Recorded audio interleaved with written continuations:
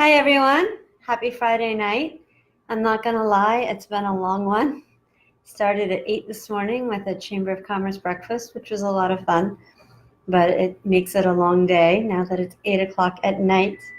But I wanted to revisit the practice log. So the very first thing on the practice log is the goal. And we're actually gonna come back to that at the end of all these Facebook Lives because your goal might have to do with any one of the topics of the parts of your practice. It might be something that ties all of the parts of your practice together. And it might be something completely different from what you're practicing, but more about your mental attitude or your frustration or the amount of time or the discipline that you're showing. So we're going to come back to the practice goal. So the next thing are your warm-ups. And I've listed a tone warm-up as a separate endeavor from a left-hand warm-up. And with our beginners, with the little kids, we spend a lot of time always starting with some sort of left-hand exercise, perhaps finger bounces, where you're practicing just dropping and releasing the finger. This is great if you've got tension in your hand, or if your pinky tends to do this, or you tend to get flagpoles. This will help you teach your hand to stay relaxed and have independent finger motion. And you can hear mine are kind of noisy. I'm very strong going all the way to the fingerboard. It's not going to break. All four fingers ultimately on all four strings. That's a great way to warm up. You might do little trill exercises, which are similar. Right? So you want to warm up the left hand, whatever it is you're tackling. Maybe your teacher, or maybe you've noticed that you're gripping here. There we go. And you need to relax and release that. Maybe your thumb has a tendency to have a mind of its own, and you need to practice keeping your thumb in one place. Maybe your wrist needs to be bolstered. Maybe it keeps collapsing. So there's lots to think about. And then just spending some time on your tone development. So something as easy and straightforward as open strings suddenly becomes not easy when you're trying to play it with perfect technique. With a relaxed bow hold at the frog, straight bow, deep tone, stick turn slightly away from your frog, from your bridge, parallel to the bridge. There's a lot to think about just to execute one long tone.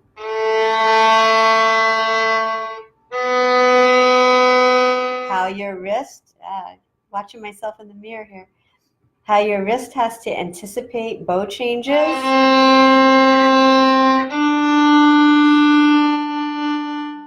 To make them smooth. So when you're trying to play a piece and you have all that chatter going on in your head, where's my bow? Where's my stick? Where's my bow hold? What's my pinky doing? What's my elbow doing? Am I opening from the elbow? Is my elbow high enough, low enough? And that's just your right hand. And then you're like, oh wait, my left hand. Am I playing in tune? Do I have tall fingers? Am I dropping all the way to the finger? Like, it's constant, right? And then on top of all that, you're trying to remember your pieces.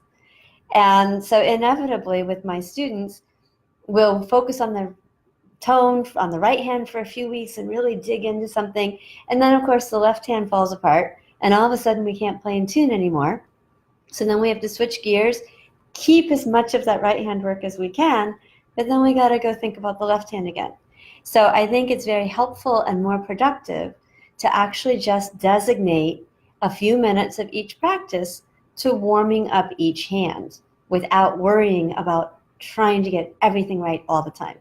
So it could be a simple etude. Varga has some great etudes for the left hand, practicing your half step patterns and your whole step finger patterns all the way up the violin ultimately. So you can dig around, you can ask me, or you can ask your teacher if you're looking for warm-ups. But I think it's super important, and I think it helps mitigate frustration later in your practice because you've taken a minute to bring everything to the front of your mind that you could possibly need to think about. You've practiced it physically and warmed yourself up just like you wouldn't run a marathon without warming up your muscles and stretching. You don't want to just dive into a practice and start playing a Bach partita and your fingers are like, what? And I would suggest that the left hand and right hand warm-ups, you could use your scales, you could use arpeggios, but I think when we get that structured, we tend to start thinking about everything again. So if you're going to do a scale, give yourself permission to totally let one hand go. Just do your scale with the best, deepest, richest tone you can manage. Get the left hand as close as you can, but don't obsess. And then maybe the next day your scale is a left hand goal and you're really in tune and really balancing your hand on every single finger. And then if your tone isn't awesome and your bow changes are kind of crunchy, you just live with it because you can only fix so many things at once. Dr. Suzuki always said 1.1 lesson. And there's some dispute whether he really meant that you were only supposed to think about one thing at once, because that gets kind of impossible when you get more advanced, or whether a parent taking a lesson assignment home for a child could only handle 1 point at once. I think I would be that parent if I were the practice parent. But it speaks to how we learn, and it's a really good idea in general. When I had the privilege of studying with Dr. Suzuki, I was 12 years old, and I was learning Fiocco's Allegro, which is just very fast. And I played it like this. So Dr. Suzuki was teaching me to play with a flexible bow hand with the fingers, backwards again. And so he assigned me to do this. Now, in America, in 2018, if I tell my kids to do something 10 times, they think it's a little bit of a sacrifice. If I say 20 times, I'm insane. Dr. Suzuki's favorite number was 100. He just always assigned everything 100 times. And for me, he told me to do this 10,000 times a day. And when I tell that story, everybody's like, how did you even count to 10,000 every day? Of course I didn't count to 10,000 every day. I wouldn't have done anything else. But the point was, I did this all the time, all day, every day. If I was eating dinner, I had my chopsticks, I was doing it. If I was watching TV, I had my pencils, I was doing it. I just did it. If I was practicing, of course, a big chunk of my practice time was doing it. So of course it just became this automatic motion away from my violin, and then when I came back to him the next lesson, we could apply that motion to my piece because I had learned how to do that motion.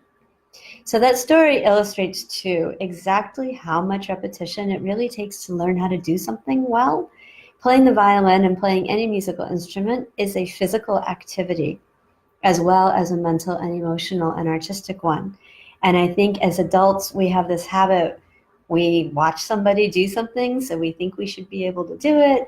We do it 5 times and we understand it, so we think we should be able to do it. So the example I always use is basketball. We all understand the goal of shooting a basketball. It just goes in the net.